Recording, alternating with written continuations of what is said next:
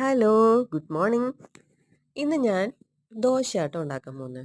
അപ്പം നിങ്ങൾ കരുതുന്നുണ്ടാവും ദോശയ്ക്ക് എന്തിനാണ് ഇതെല്ലാം എന്ന്. ഇത് ദോശയുടെ ഉള്ളിൽ വയ്ക്കാനുള്ള മസാല പ്രിപ്പയർ ചെയ്യാൻ വേണ്ടിയിട്ടാട്ടോ.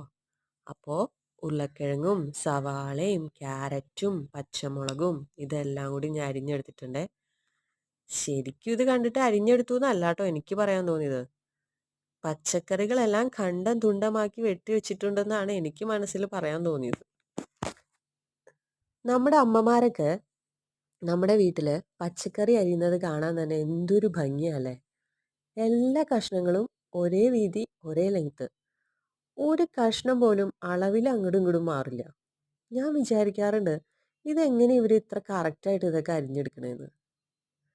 ശരിക്കും പച്ചക്കറി അരിയുന്നത് ഒരു കലയാന്ന് ഞാൻ ഇപ്പോഴാട്ടോ മനസ്സിലാക്കുന്നത്.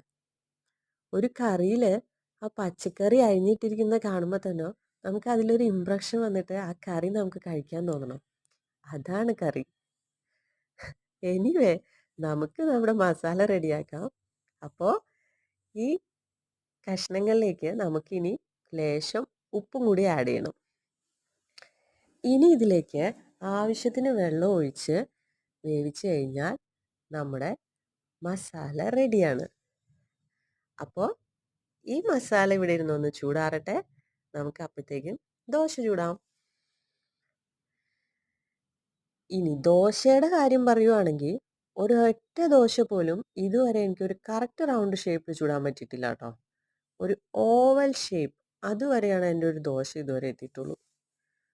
ഇപ്പം നിങ്ങൾ വിചാരിക്കണ്ടാവും ഒരു കുക്കിങ്ങും അറിയില്ല, അറ്റ്ലീസ്റ്റ് ഒരു ദോശ പോലും കറക്റ്റ് റൗണ്ട് ഷേപ്പിൽ ചൂടാൻ അറിയില്ലാത്ത ഞാൻ എന്തിനാണ് ഈ കുക്കിംഗ് വീഡിയോ എടുക്കുന്നതെന്നല്ലേ.